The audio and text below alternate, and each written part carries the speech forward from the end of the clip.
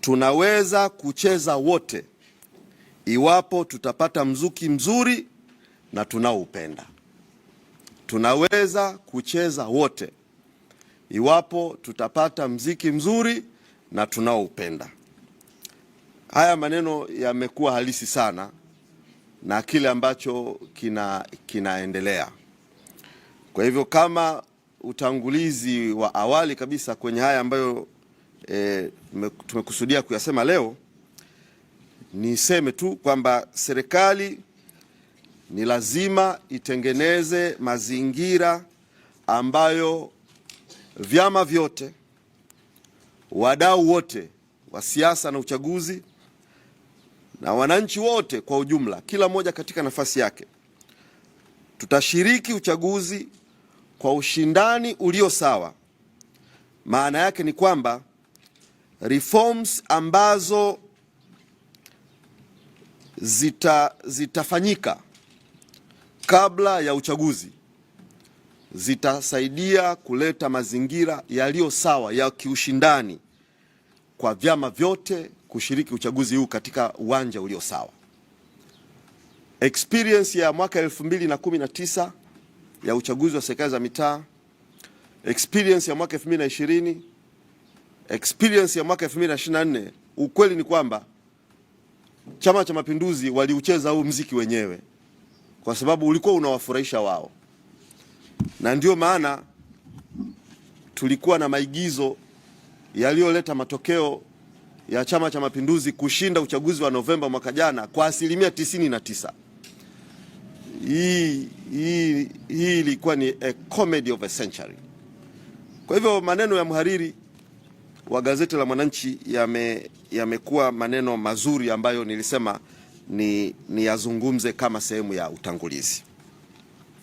Pili, nichukue fursa hii katika ratiba ambayo tulikuwa tumeitoa ya operation ambayo ilikuwa ifanyike kanda ya kusini, ambapo viongozi wakuu walikuwepo huko, na ratiba ile ilikuwa imeanza tarehe 4 na tulikuwa tuikamilishe tarehe 10, yani jana, kwa mkutano ambao ulikuwa ufanyike Songea, na mkutano ule haukuweza kufanyika kwa sababu jeshi la polisi waliuzuia mkutano wetu. Sasa nichukue fursa hii kuwashukuru wa Tanzania kwa jinsi ambavyo tulipowaomba waungane na sisi katika kuisukuma kazi hii ambayo sisi tumejitoa sadaka kuifanya. Kwa kweli Watanzania wametuunga sana mkono. Tulipoanza operation hii Nyasa, tumeenda kusini, Watanzania wametuunga mkono, na kwa maana hiyo tunalazimika na kuwajibika kutoa taarifa ni kwa jinsi gani Watanzania hawa wametuunga mkono kwenye operation yetu hii ya kuwashirikisha Watanzania ambayo tuliita jina la tone tone, na watu walijibu kwa wingi sana, nimo nimo nimo. Tumepata michango mingi sana, na tulipoenda kusini imekuwa ya kipekee tena. Nikiri kwamba pamoja na taarifa ya fedha nitakayoisoma hapa ya kiasi cha fedha ambacho Watanzania wametuchangia, timu yetu ilipokwenda kanda ya kusini, Watanzania wametuchangia kwa namna ambayo imetupa imani kubwa sana. Magari yetu yalipokuwa kipita barabarani, tulikuwa tunaitwa, magari yanaitwa, tunawekewa mafuta. Kwa hiyo nitoe shukurani kwa Watanzania wenzetu ambao walituwekea mafuta, sio mara moja mara mbili, mara nyingi tu magari yetu yalijazwa mafuta. Wamiliki wa petrol station walituwekea mafuta na watu wengine walituwekea mafuta. Kuna maeneo tulifika, watu wetu walipewa malazi, wamiliki wa hoteli walituita, Mheshimiwa Lissu njoo na timu yako. Kwa hiyo watu wetu walipewa malazi, wakawa wanasema sasa hili tone tone hatuwezi kutuma kwenye simu, lakini njooni mlale. Walitupa malazi. Watu wetu walipewa chakula, mbuzi, ng'ombe, samaki, tulipikiwa vyakula. Kila eneo tuliko tunapita wanasema sasa hii hatuwezi kutuma tone tone, tumepewa vyakula, watu wametuunga mkono kwa kila njia. Ambaye alikuwa hawezi kutuma kwa njia ya simu, alileta fedha yake mkononi hivi. Sitamsahau mzee mmoja ambaye mjumbe wa kamati kuu Mheshimiwa Godbless Lema alimposti kwenye peji yake kwamba alikuja na shilingi 500, 500 shillings, shilingi 500. Akasema hili ni tone langu, hili ni tone langu.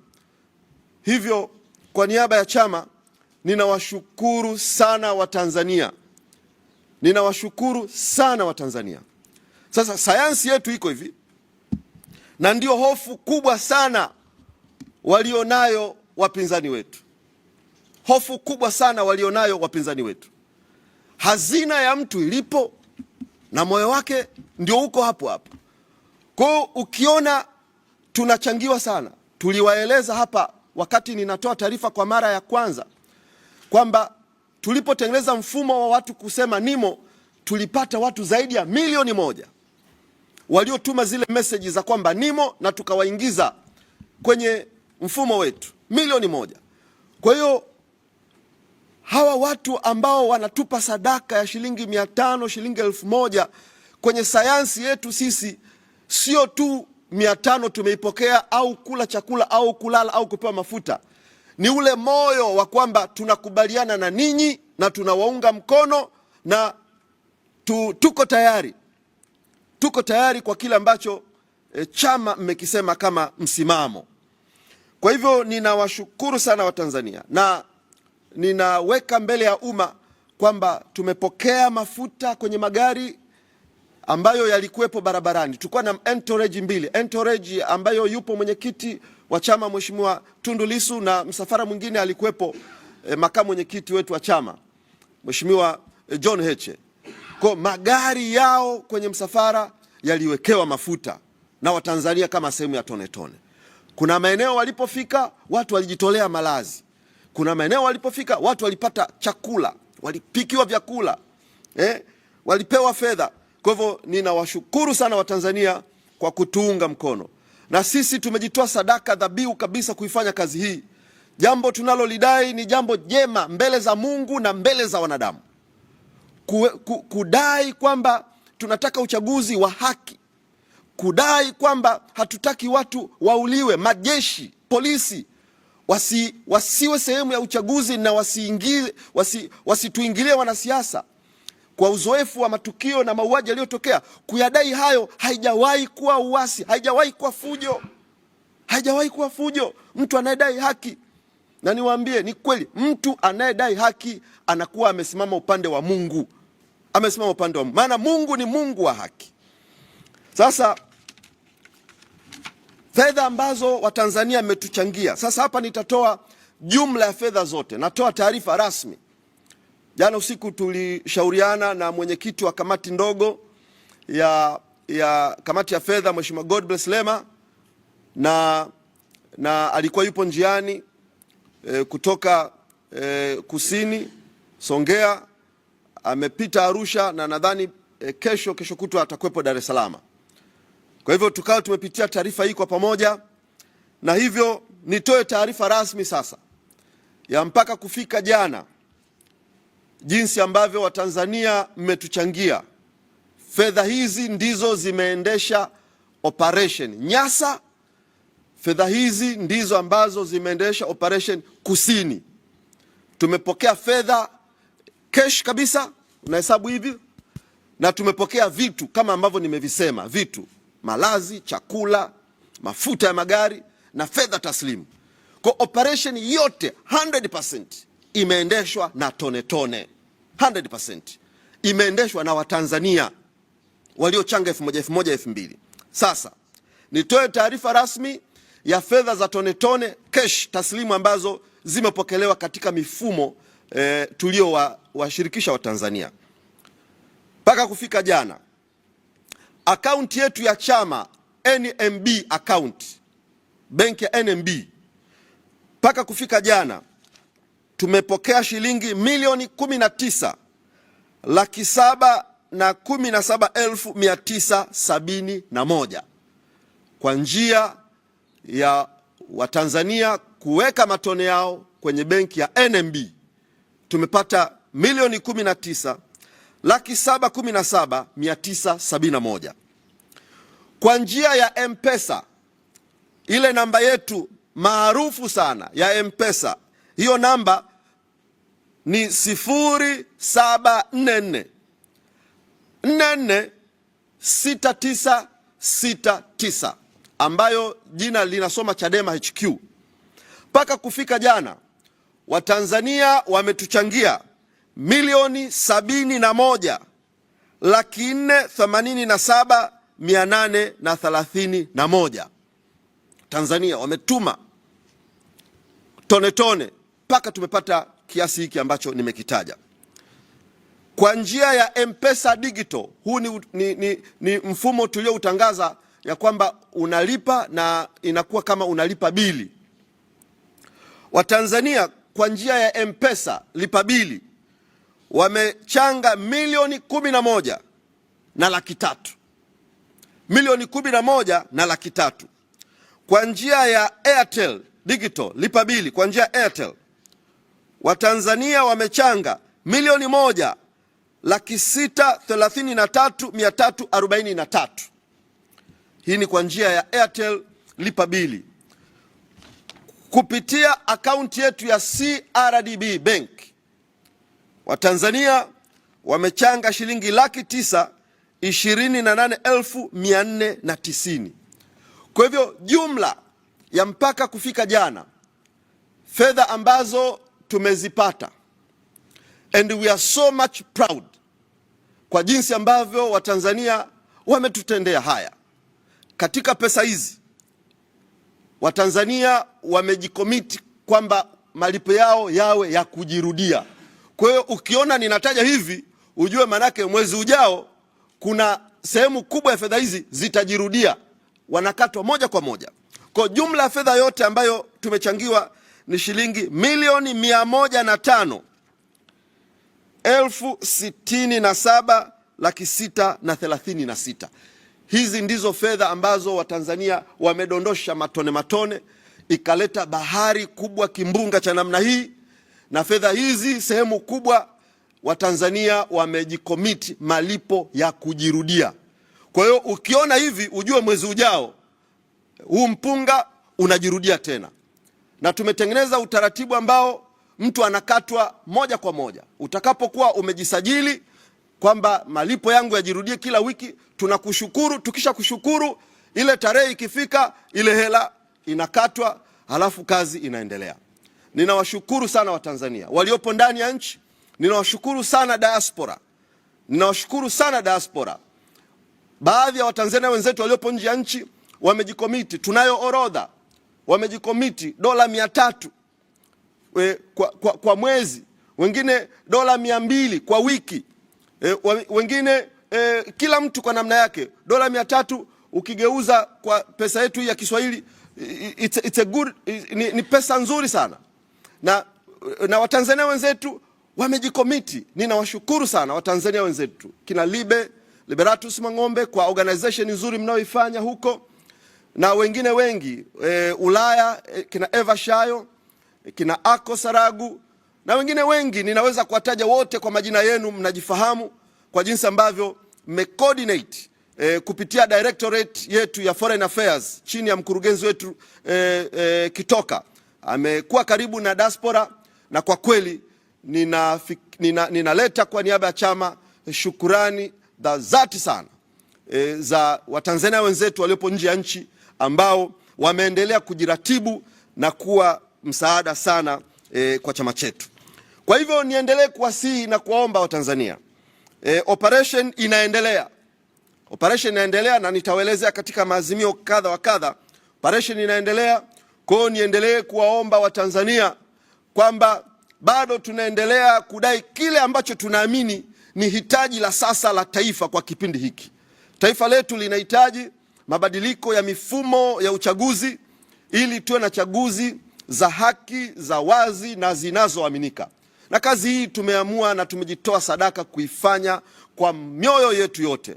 tumetoa muda wetu kuifanya kazi hii. Kwa hivyo tunaomba michango yenu kwa kadri ambavyo tutaendelea kwenye kanda zingine. Kwa hivyo namba yetu ya kuchangia, namba yetu ya M-Pesa kuchangia ni 0744 446969. Utaweza kuchangia na kazi ya siasa itaendelea. Katika mifumo yetu ya kuchangia tuli introduce utaratibu wa kuchangia kupitia WhatsApp. Na kama nilivyosema, kwa kweli we are so much proud of ourselves. Actually sisi ndio chama cha siasa pekee, hata Chama cha Mapinduzi hawawezi hii biashara. Sisi ndio chama cha siasa pekee ambacho tumeweza kufanya hii fundraising, hii mobilization ya namna hii, kuchangiwa na wananchi, chama kiendeshwe na wananchi. Kwa hivyo tunajisikia fahari, tunajisikia heshima, tunajisikia kuwajibika, kuwa accountable kwa watu ambao wanakiongoza na kukifinance chama chao.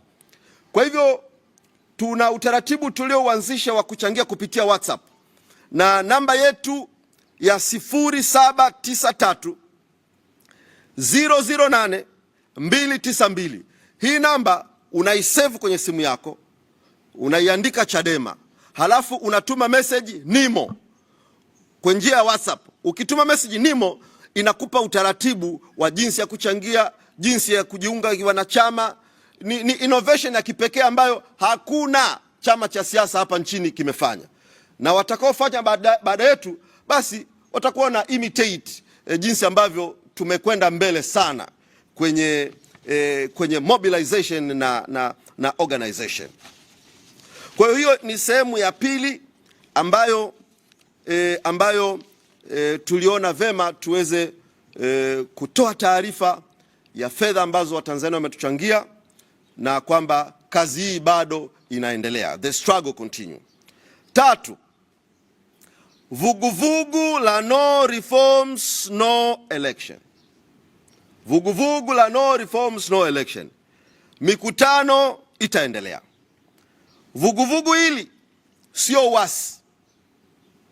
Vuguvugu la no reforms no election sio uasi, na tunasema huu sio uhaini, huu sio uasi. Jana nimemsoma Jaji Mutungi akiwa Dodoma kwenye washa iliyoandaliwa na TAKUKURU kujiandaa na uchaguzi wa mwaka 2025. Jaji Mutungi anasema ameifuatilia na ameisoma hii movement ya no reforms no election, na nikiri tulifanya kikao na ofisi ya msajili wa vyama. Nilikwenda mimi, katibu mkuu wetu Mheshimiwa John Mnyika, pamoja na mwanasheria mkuu wa chama Dr. Nshara, na mkurugenzi wetu wa mawasiliano na uenezi dada Brenda. Tulifanya submission ya nini tunakiamini na kitu gani tunakitaka, na tulifanya presentation, na bila shaka ofisi ya msajili ilituelewa, na jambo kubwa iliona content ya yale ambayo tunayadai. Kwa hivyo jana katika kumsikia akisema, alisema jambo ambalo it's obvious, ndivyo ilivyo. Akasema kwamba sioni ujinai, sioni uasi, sioni chochote baya. Hii ni lugha ya wanasiasa kuonyesha ni kitu gani wanakisimamia na ni kitu gani wanakidai. That is very true. That is very true. Kwamba sisi tunaamini kwamba hatuhitaji kupigana, hatuhitaji wananchi wakasirike ndio tuanze kurudi kukaa vikao kwamba turekebishe hapa, kwa sababu ndio maana imesababisha watu wamepigana. Hatuhitaji kufika huko. Tunahitaji kuyatatua matatizo na dosari za uchaguzi ambazo wote tunaamini kuna mahali patafikia limit, wananchi hawawezi kuvumilia tena, hata wanasiasa hawataweza kuvumilia tena. Kwa tunaposisitiza no reforms no election, hii ni kauli ambayo mtawala yoyote muungwana, mtawala yoyote muungwana, kama hekima haijamwacha, haijamkimbia, atazingatia haya tunayoyafanya, ili tusipitie uzoefu ambao nchi zingine wamepitia. Kwa hivyo tunayoyasimamia yako mengi, tunayoyasimamia kwamba yarekebishwe katika katiba, katika sheria, katika utendaji, ni mambo ya msingi yenye kutoa tahadhari kwamba iko siku tukiadharau haya, iko siku Watanzania hawa tunaona kama Watanzania wapole, iko siku Watanzania hawa tutashangaana jamani, tutashangaana. Na sayansi ya siasa inatuambia kwenye masuala ya uchaguzi haya, mtu akivumilia seko ya kwanza, akavumilia seko ya pili, ukamfikisha seko ya tatu, seko ya nne, hata kama lijitu limekama kondoo limsukule hivi, utashangaa limsukule linakugeuka hilo unalolidharau.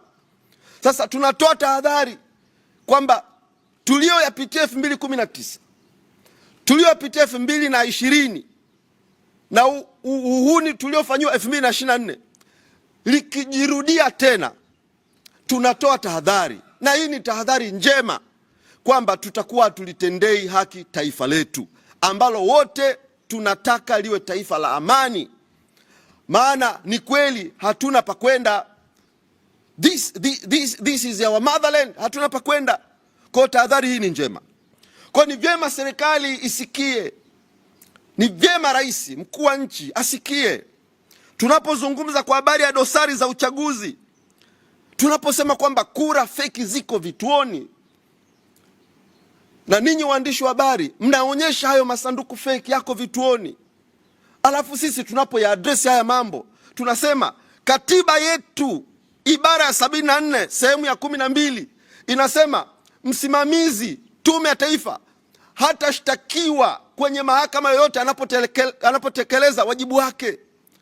Sasa kwa sababu ibara hii inampa ulinzi huyu mtumishi asishitakiwe, ndio maana anaweza kufanya lolote kwenye kituo, anaweza kufanya uhuni wowote kwenye kituo. Ninyi waandishi wa habari mnaripoti kura feki.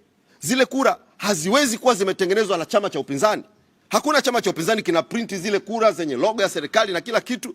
Manake zimetengenezwa kwenye mifumo. Matokeo yake mtaziripoti kura feki, mtaripoti kura feki, halafu msimamizi hatachukuliwa hatua. Unamwona tu waziri wa TAMISEMI anasema uchaguzi ulikuwa mzuri, uchaguzi ulikuwa sawa. Sasa haya ni mambo ya kiuni haya.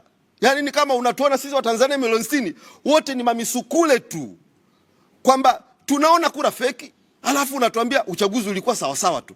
Huu ni uhuni, huu ni uhuni kabisa huu. Sasa haya mambo tunapoyasema, ni kweli tunamaanisha kwamba tunataka mabadiliko ili hivi vituko hivi vinavyoaibisha taifa visijirudie. Kwa hivyo mtu anaposema uasi maana yake ni nini? Uasi maana yake ni kupinga. Uasi maana yake ni kukataa. Uasi maana yake ni kwenda kinyume. Kwa hiyo ni kweli tunataka twende kinyume na mifumo kandamizi. Ni kweli tunataka tupinge mifumo mibaya. Ni kweli tunataka tupinge utaratibu wa majeshi kujihusisha kwenye chaguzi zetu. Watu wanauawa, hakuna hatua zinazochukuliwa. Kwa hiyo tukitumia neno uasi, ni kweli kwa maana yake hiyo tunataka tuende kinyume na mifumo mibaya. Hatujawahi sisi kusema tunataka tuende kinyume msituni tupindue serikali, tunataka tuende kinyume tunatishia maisha ya rais. Hatujawahi kusema hivyo. A literal meaning ya uasi ambayo ni kweli tunaisema ni kwamba tunataka haki na tuko kinyume na mifumo mibovu. Mtu yoyote anayepaza sauti kupinga uovu, huyo mtu ana kibali cha Mungu na ana kibali cha jamii. Kwa hivyo tunapopiga kelele kwa habari ya hizi dosari, kura feki, mawakala, mifumo ya uchaguzi inatoa fursa kwa msimamizi wa uchaguzi, akijua kwamba katiba inampa nguvu hata ashtakiwa mahali popote. Utaratibu wa sasa unasema wakala atapewa kiapo na kile kiapo kitapelekwa kwenye kituo cha kupiga kura. Matokeo yake msimamizi hatapeleka kile kiapo, wakala hata ingia kituoni, atachelewa. Inafika saa 4 msimamizi anakuambia ni kweli kulikuwa kuna matatizo madogo madogo tu, lakini ilipofika kwenye saa 3 tumeshayamaliza. As simple as that. This is nonsense. This is absolutely nonsense. Sasa mifumo hii inatoa fursa hiyo ya kwamba ni kweli kulikuwa kuna matatizo madogo madogo, saa 2, saa 3, saa 4 yanafanyika hayo matendo ya hovyo hovyo kwenye vituo vya kura. Sasa sisi tunasema utaratibu huu wa wakala kwenye sheria kupewa kiapo alafu kipelekwe na msimamizi, huu utaratibu uliletwa majuzi hapa kwenye mabadiliko ya sheria. Sisi tunasema hapana, wakala anawakilisha chama na mgombea, kwa utaratibu urudi kama ilivyokuwa awali. Wakala atambulishwe na chama, awe mtumishi wa chama, asibugudhiwe, afanye kazi ya wakala pale kituoni. Hili jambo ni baya. Ukisema hivyo ni uasi huu. Ukisema hivyo ni uhaini. Umemkosea Mungu wapi? Umevunja katiba wapi kudai jambo kama hilo ambalo ni la kawaida? Sisi tunasema mshindi wa kura ya urais atangazwe kwa idadi ya kura ambayo ni absolute majority, 50%+1. Sio utaratibu wa sasa wa simple majority kwamba rais anaweza akachaguliwa hata kwa kura 500 maadamu ni nyingi. Tunasema hapana, tupate rais ambaye kweli kura zake zinaonyesha uhalisi wa idadi ya wapiga kura 50%+1. Kusema hilo ni dhambi, kusema hivyo ni uasi. Sisi tunasema sheria ya gharama na matumizi ya uchaguzi, sheria yetu ya gharama na matumizi ya uchaguzi inasema hivi: huruhusiwi kuingiza fedha au kitu chochote kwa ajili ya uchaguzi siku 90 kabla ya uchaguzi. Sasa ukiangalia hii sheria na maudhui yake, ukaangalia mgombea anathibitishwa na kupitishwa lini na tume kwamba sasa wewe ndio mgombea wa urais, unagundua hii sheria sio practical. Uchaguzi ni Oktoba, siku 90 kabla ni somewhere Oktoba, somewhere Julai, August hapo. Sasa ndio umeshapitishwa na tume, alafu hapo sheria inakwambia huwezi kuingiza. Kama ni t-shirt hutaingiza, kama ni magari hutaingiza, kama ni pesa hutaingiza. Hii sheria ni uongo huu, haiko practical. Sasa tunaposema hii sheria haiendani na uhalisi, wenzetu waliopo kwenye dola wataweza kufanya, wamejiandaa, wataweza kufanya. Sasa haya mambo haya yote na mengine mengi ambayo tumeshayasema na kuyaandikia na kuyazungumza, nimetaja kwa uchache tu. Tumezungumza kwa habari ya majimbo ya uchaguzi. Majimbo ya uchaguzi, utaratibu wa sasa kwenye ibara ya 74 inayozungumza kwa habari ya kugawanya majimbo, kifungu kile kinasema hivi: majimbo ya uchaguzi yatagawanywa kwa kuangalia njia za mawasiliano, hali ya kijiografia, milima na mabonde. Ndivyo katiba inavyosema. Sasa sisi tunasema hii ina contradict na universal principle. Wanaowakilishwa ni watu, sio milima na mabonde. Mbunge anaenda kuwakilisha watu. Sasa utaratibu wa kikatiba huu uliowekwa, ambao uliingizwa mwaka 1992 wakati tunaingia kwenye uchaguzi wa vyama vingi, ni sayansi ya siasa ya mtu fulani aliyeona mbali, akafanya kitu ambacho tumekizungumza sana, kinaitwa gerrymandering, kwamba huu ni mkakati sasa kwenye maeneo ambayo vyama vya upinzani inapendwa sana, basi utaratibu wa kugawanyisha tupunguze majimbo. Kwenye maeneo ambayo chama cha CCM kinapendwa sana, tuongeze idadi ya majimbo. Sasa utaratibu huu unatumika kwenye sayansi ya siasa inaitwa gerrymandering, kwamba huangalii watu, unaangalia hali ya mawasiliano na hali ya kijiografia. Kwa hiyo utapicha tu mistari hivi mpaka unapata hilo jimbo bila kuangalia watu. This is a political science.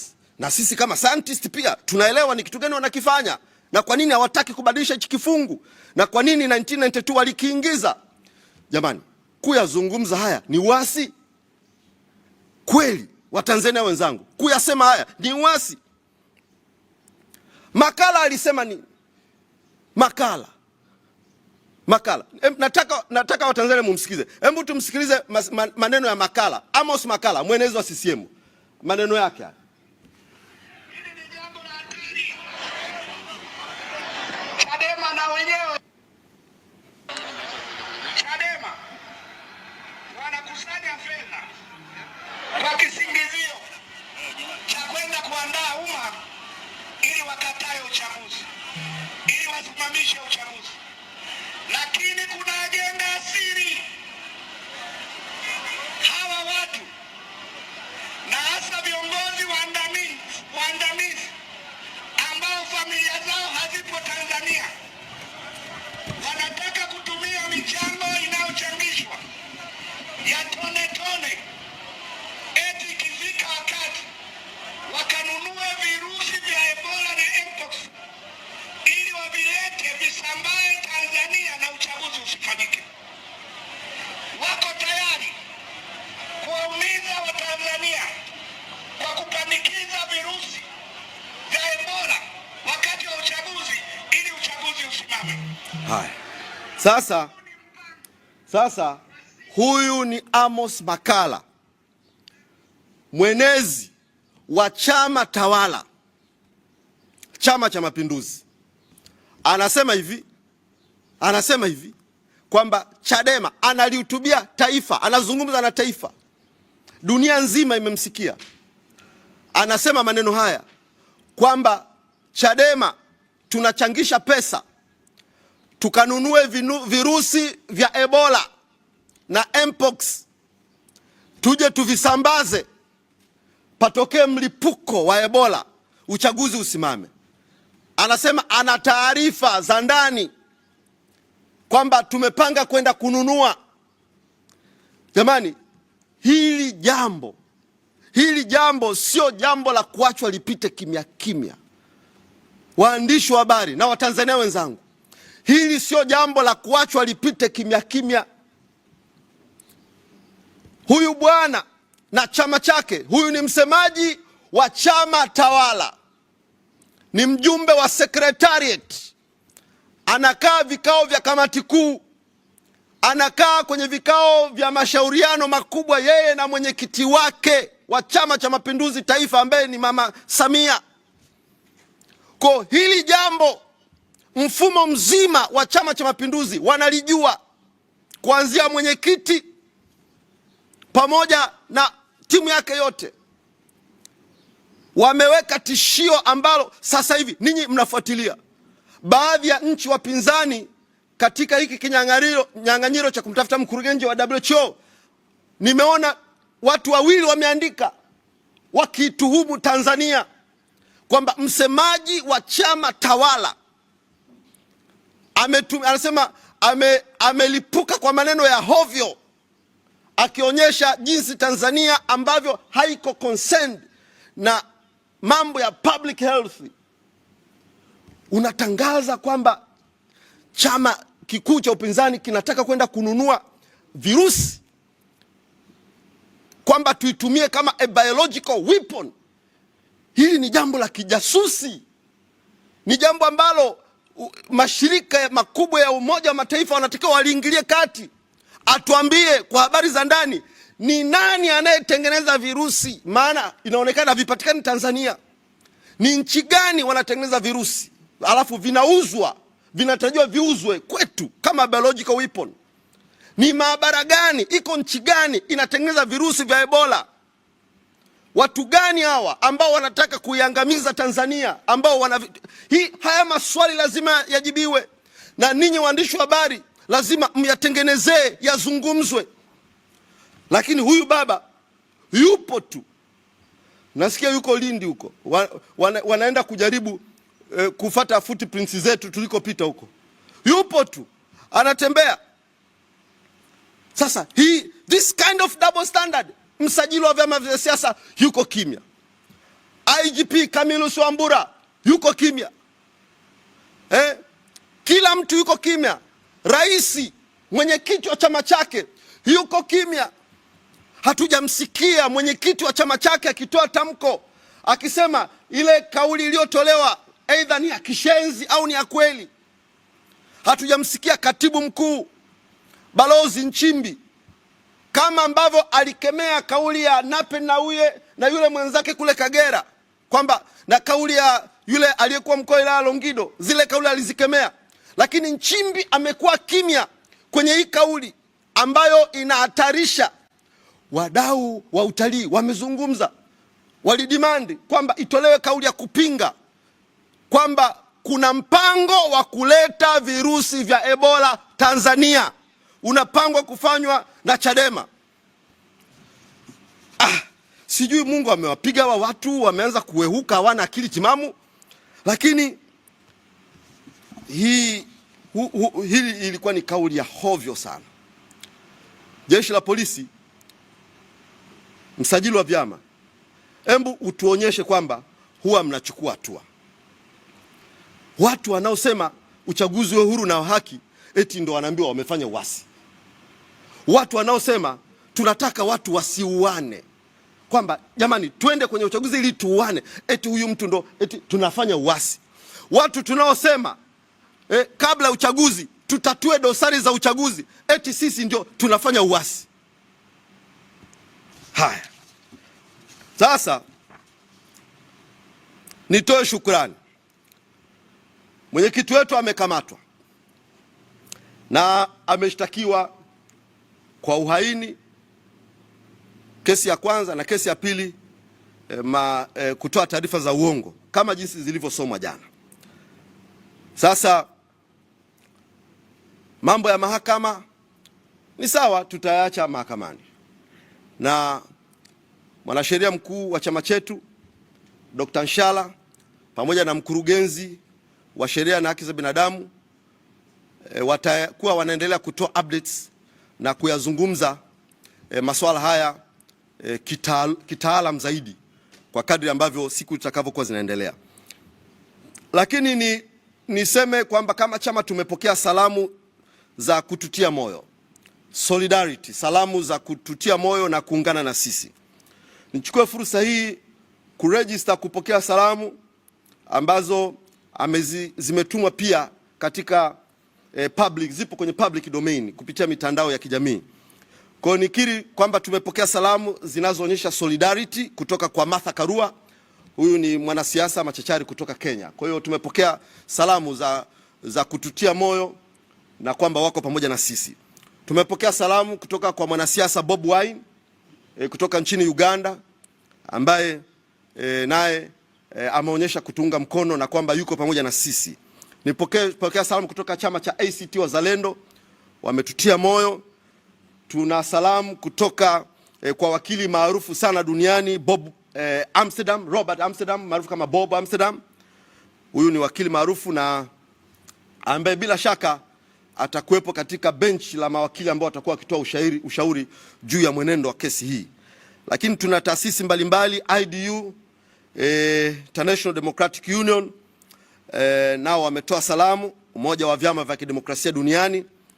Tuna taasisi Legal and Human Rights Center kupitia mkurugenzi wake, tumepokea salamu za solidarity. Viongozi wa dini, na kwa kweli nikiri, viongozi wa dini kwa kweli toka juzi jana na mpaka leo asubuhi, mpaka wakati ninakuja hapa asubuhi kwa dakika 10, maaskofu 4 walikuwa wamejiunganisha kwa pamoja na wakawa wamenifanyia sala maalum kabisa kwa niaba ya chama for 10 minutes. Kwa hivyo viongozi wa dini, ninapokea maaskofu, mashehe, wachungaji, mapadri ambao wote mmefikisha salamu za solidarity, tumezipokea. Na katika eneo hili nikiri kwa commitment ya viongozi wa dini ambayo jana wako 7 walinishirikisha. Wako watu wacha Mungu wanaomuomba Mungu sana, na sisi kama chama, na wala siwezi kuona aibu kabisa ya kwamba sisi katika chama tunamtaja Mungu wa kweli aliye hai. Hilo hatutalionea aibu. Tunamtaja Mungu, na Mungu ni kila kitu katika chama chetu. Na hata tunapoanza huwa tunaanza kwa sala. tutasali kwa dini ya Kikristo, tutasali kwa dini ya Kiislamu, na tunapohitimisha tunahitimisha kwa sala. Kwa hivyo nikiri bila aibu kwamba Mungu ni kila kitu katika chama chetu, na hata tutaposhindwa na mambo yote yakiwa magumu, basi sisi tutakimbilia na tutamlilia Mungu. Kwa hivyo nipokee kile ambacho viongozi wa dini walinishirikisha jana kwamba wataingia katika maombi ya kumlilia Mungu na kwamba Mungu atoe uelekeo. Nimepokea hizo jumbe mbalimbali ambazo ni prophetic na yote ambayo mmeniambia, basi tunamwamini Mungu kwamba atatuvusha na hivyo kauli yenu ya kwamba mpo pamoja na sisi, basi nasi tunaipokea. Mimi niseme tu kwenye hili linaloendelea la mwenyekiti wetu na chama chetu, niseme tu kwamba hii ndoana walioimeza wataitapika, na kwa bahati mbaya sana watakapoitapika itatoka na maini. Utukufu wa mwisho wa safari hii utakuwa mkubwa sana kuliko utukufu mwingine wa kipindi kingine chochote kile. Nihitimishe kwa kutoa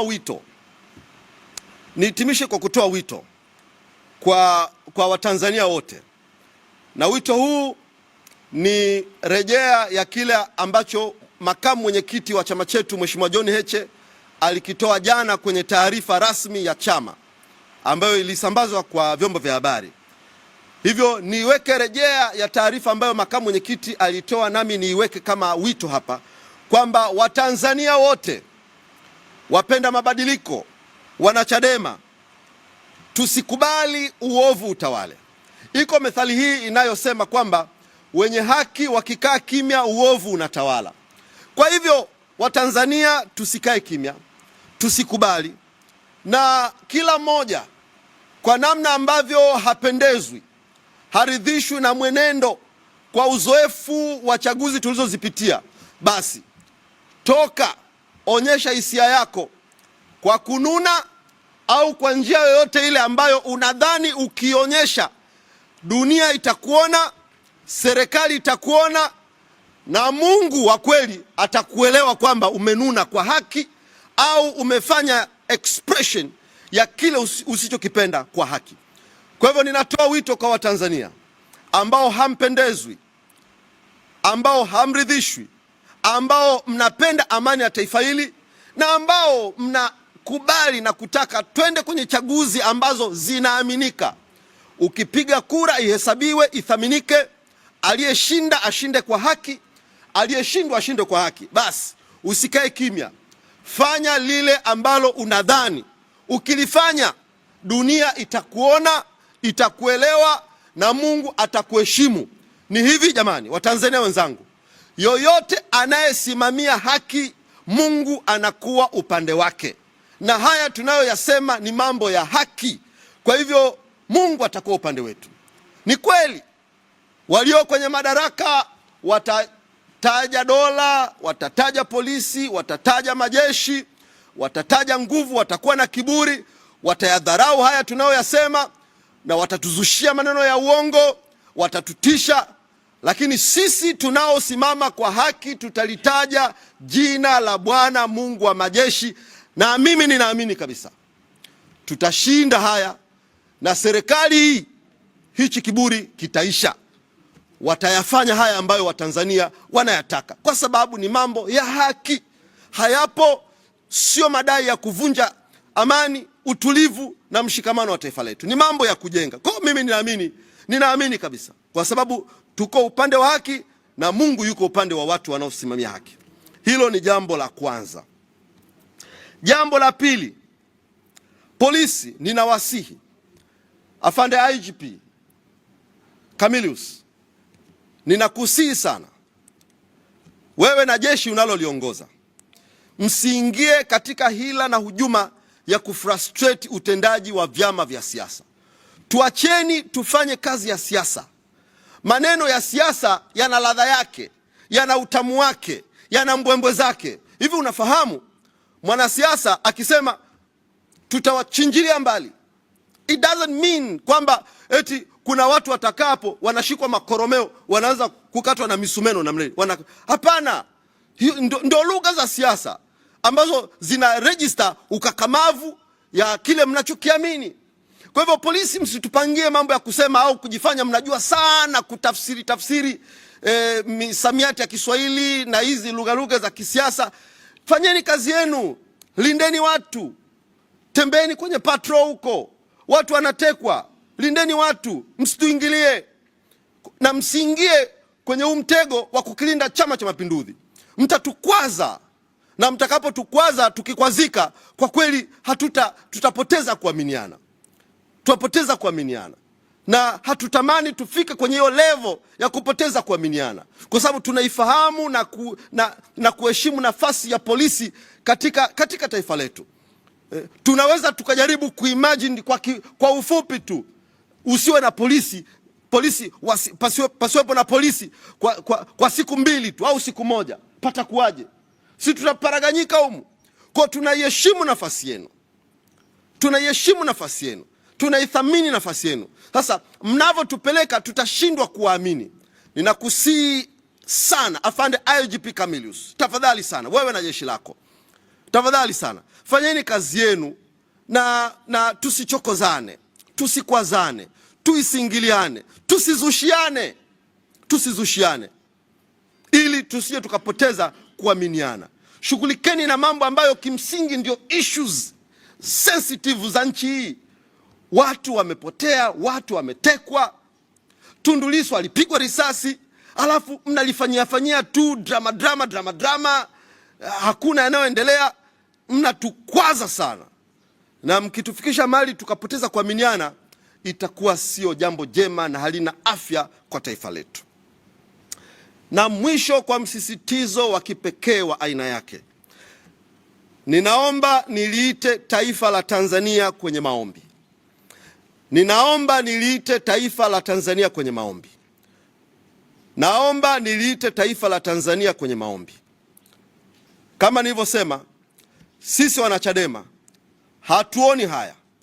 Mimi Amani Golugwa, I am not ashamed kumsema Mungu, na kama Chadema hatuoni aibu kumtaja Mungu katika shughuli zetu.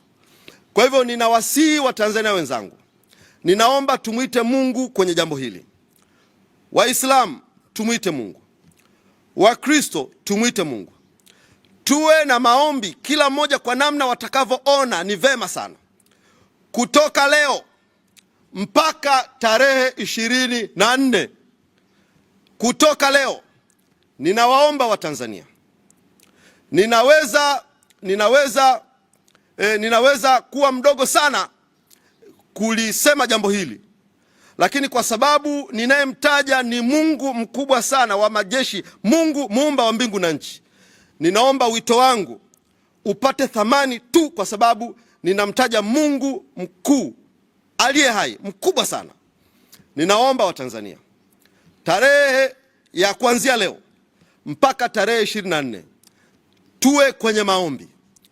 Mtakaoweza kuomba kwa kufunga, fungeni. Mtakaoweza kuomba maombi kila mmoja kwa namna yake, tuombe. Alafu tutahitimisha tarehe 24. Tutahitimisha tarehe 24. Kuna jambo kubwa sana Mungu anakwenda kulifanya, na mimi nimelithibitisha. Neno la Mungu linathibitishwa na mashahidi 2, 3 na kuendelea. Mpaka jana usiku nimelithibitisha hivyo.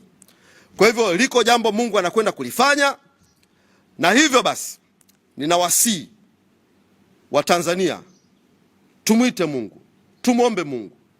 Tanzania nzima, vijana, wazee, kina mama, kina baba, ninaweka sauti ya msisitizo, na nimesema maadam nimelitaja jina la Mungu mkuu wa majeshi, nikilisihi taifa la Tanzania liende mbele za Mungu, liombe kwa habari ya taifa hili, amani ya taifa hili, liombe kwa habari ya serikali ilete maboresho ya mifumo ya uchaguzi ili tuwe na chaguzi za amani, liende mbele za Mungu kwa habari ya taifa hili liwe taifa la haki, taifa lenye kuzingatia utawala bora. Maneno ya Mungu yanasema hivi: haki huinua taifa, Mnaweza kuwa na mipango mizuri, mnaweza kuwa na madini mengi na kila aina, mnaweza kuwa na mipango na dira nzuri nzuri. Kama taifa halitendi haki, kama taifa lina watu wanalia, wanaonewa, hilo taifa litaporomoka. Hivyo ninawasihi Watanzania wenzangu, tuende mbele za Mungu na tumsihi Mungu aliangalie kwa jicho la kipekee sana, ayaponye yale ambayo Watanzania wameyaugulia, ikiwemo kuugua kuhusu utekaji na watu kupotea. Ninamwamini Mungu kama ambavyo alithibitisha kwa watu zaidi ya 3 4 kwamba utukufu huu wa mwisho utakuwa mkubwa kuliko utukufu wowote ule ulioipata kutokea. Hapa ninamaanisha utukufu wa Mungu utadhihirika, na Mungu akidhihirika, maana yake ni kwamba everything's gonna be alright. Baada ya kusema hayo, nipende kuwajulisha kwamba operations ya no reforms no election itaendelea. Leo saa 8:30 Secretariat ya chama taifa itakutana katika ofisi zetu za hapa Mikocheni kujadiliana na kupanga kwa habari ya mwendelezo wa operation hii. Tunajua mwenyekiti bado yuko mahabusu rumande, lakini viongozi waliopo tukiongozwa na makamu mwenyekiti bara Mheshimiwa Heche na makamu mwenyekiti Zanzibar Mheshimiwa Said Mzee na wajumbe wa kamati kuu, operation itaendelea with all confidence. Mwenyekiti wetu ametuambia tusiogope, kazi itaendelea. Kwa hivyo baada ya kikao cha secretariat leo, basi tutatoa ratiba ya jinsi operation hii itakavyoendelea. Ninawashukuru na asanteni kwa kunisikiliza.